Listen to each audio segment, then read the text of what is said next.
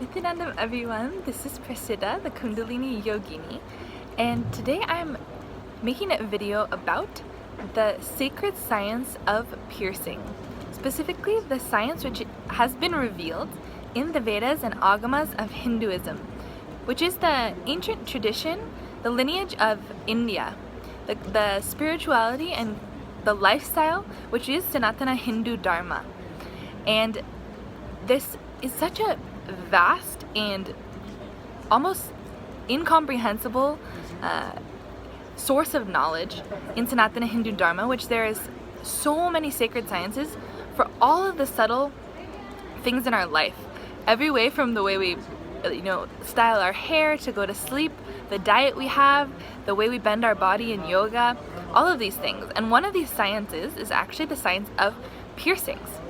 So you might have noticed, if any of you guys are familiar or are from India or are familiar with Indian culture, you might quite often see that there's a lot of piercings in this culture.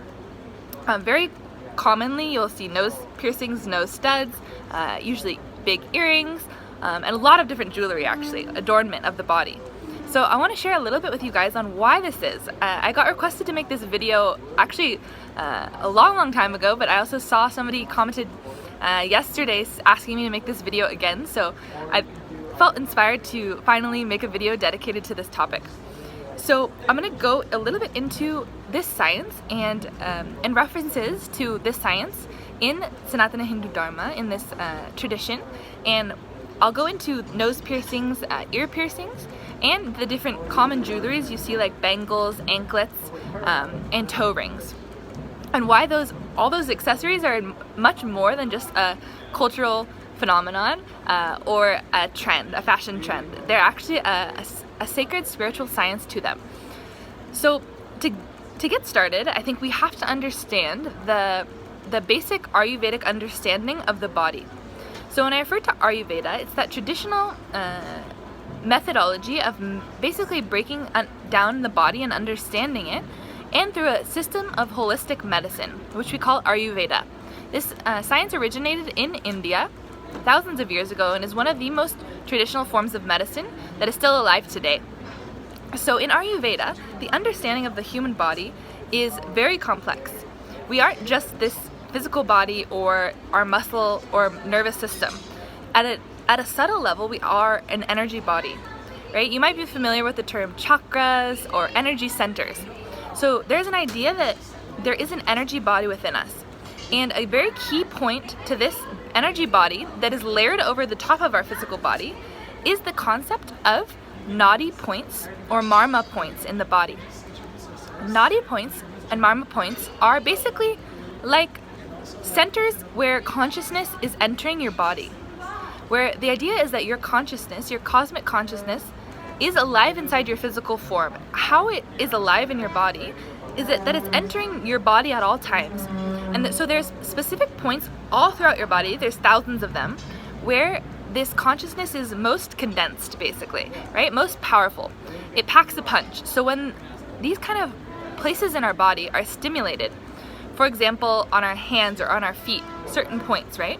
When these kind of points are stimulated on the body, whether they're pressed or there's a little bit of a weight held on them, or precious metals or stones are placed in these areas of our body, there is a science happening to us.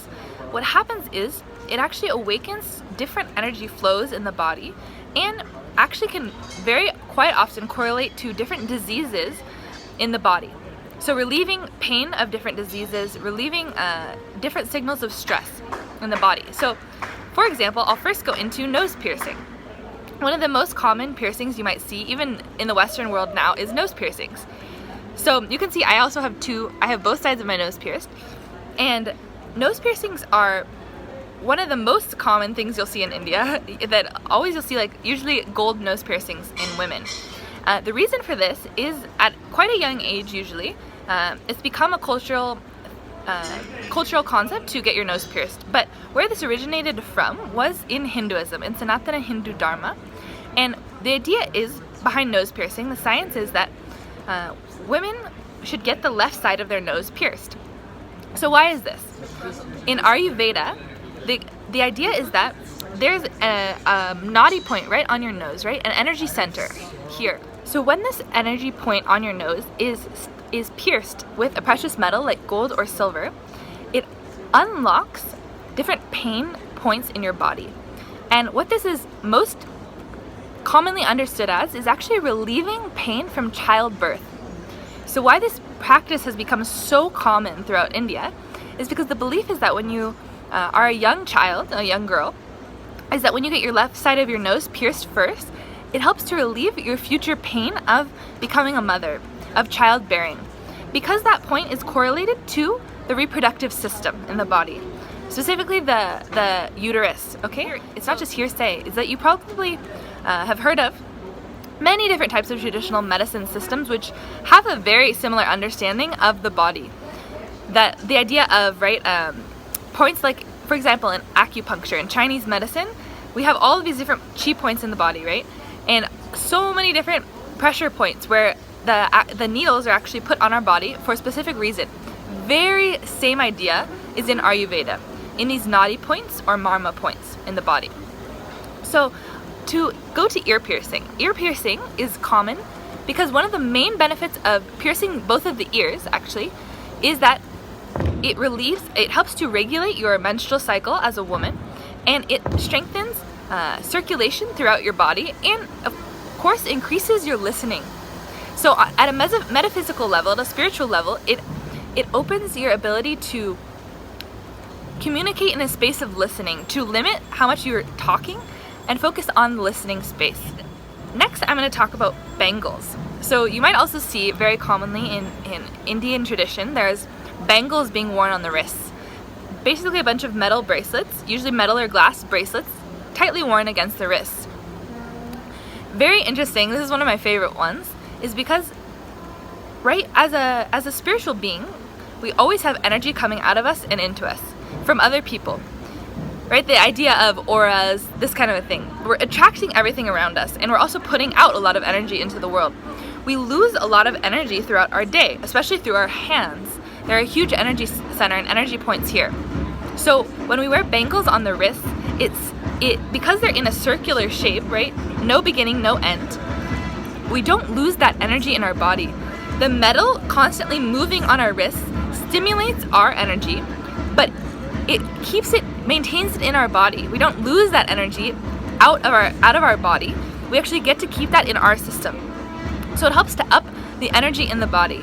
And again, it helps regulate circulation, blood flow. Actually, at a scientific level, it helps with circulation of the body. Similarly, when you wear anklets, you might also see traditionally quite often metal anklets, silver anklets are worn in India.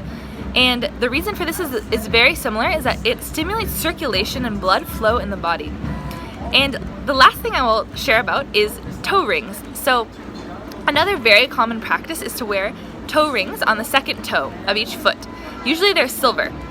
The reason for this is that, one, silver is a conductor. So it actually helps a lot of different ions enter your body that are very positive. Another interesting reason about toe rings is why we wear them in Ayurveda is because they help relieve disease in the body and keep the heart very healthy. So this is just a few of the reasons why the body is so adorned in Sanatana Hindu Dharma, why we're always decked out in so many beautiful jewels, why you'll see this so often, because it's not just a fashion statement. Not only is it beautiful, but it is a sacred science, and it's physically benefiting our body at all levels. And of course, it goes to say that the reason, at a different level, the reason why we also do this practice is because it's a way to celebrate ourselves as the divine, as gods and goddesses, that to celebrate our beauty in the human form and to give love and appreciation to ourselves. It's a way of almost doing a puja, a way of worshiping our body as a temple. We're adorning ourselves with these precious ornaments, right, with gold and silver or different gems, and we're giving our body love and attention. We're doing that puja to ourselves in holding the space for ourselves to be divine itself, to be a god and a goddess walking on earth.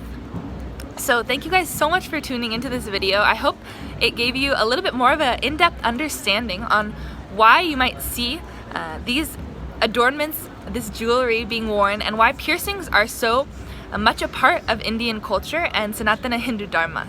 And if you haven't yet, please subscribe to my channel, The Kundalini Yogini, for more videos on the spiritual science of Sanatana Hindu Dharma and the science of yoga as it has been experienced in my life. So thank you guys again.